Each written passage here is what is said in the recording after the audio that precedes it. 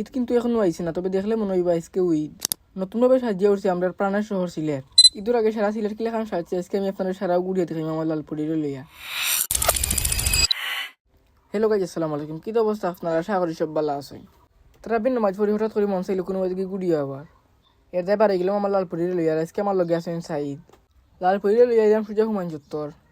আজকে লালপুরির কোনো জায়গাতে রাখছি উঠছি না, প্ল্যান করছি লালপুরির লইয়াও সারা জায়গায় ঘুরবো। সাইকেল চালাইতে চালাইতে এলাম সুবানীঘাট পয়েন্ট। সুবানীঘাট পয়েন্ট থেকে ঢুকে এলাম কুমারপাড়া রোডের ভিতরে দিই। আর এই ধরনের আনন্দ সবচেয়ে বেশি অনুভব করা যায় আমরা সিলেটের কুমারপাড়া রোডে দিয়ে ঢুকলে। এই যত খান্দা তার তত জমিয়া ওঠের এই ব্যস্ত রাস্তা। দুই সাইডের দোকান আর শপিং বলে মানুষ সকলের আস্তে আস্তে ভিড় বাড়ে। মানুষের হাসি আর কেনাকাটার ব্যস্ততা সব মিলে এখন রকমের উৎসবের পরিবেশ।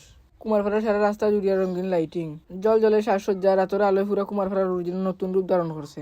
আজকে আমি খালি কুমারপাড়া রোডও ঘুরতাম না, লগে আপনারা দেখাই নয়া সড়ক চিন্তাবাজার পয়েন্টও। রাস্তাঘাট এখন তুলনামূলকভাবে যানজট একবারে কম, তবে ঈদের আগে এই রাস্তায় কিন্তু যানজট একবারে আটাও যায় না। আমার লালপুরি লইয়া ঢুকে গেলাম মানিকপীর উঠে দিই।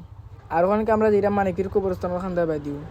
মানিকপীরের কবরস্থানের নীরব একটা পরিবেশ, অনেক অনেক মানুষ এই জায়গার মাঝে শুয়ে আসেন।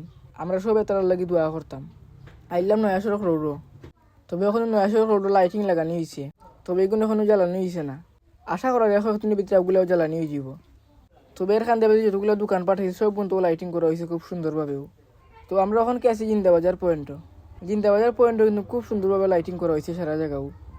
তো আজকে ভিডিও আমার তখন শুনে তো আসিল নিয়মিত টাবলা ব্লগ কিংবা নতুন নতুন জায়গায় নিয়ে ভিডিও দিতে চাইলে আমার ইউটিউব চ্যানেল সাবস্ক্রাইব করে রাখতে পারেন। লিঙ্ক কমেন্ট বক্সে দিয়ে রাখবো। সবাই আসসালামু আলাইকুম।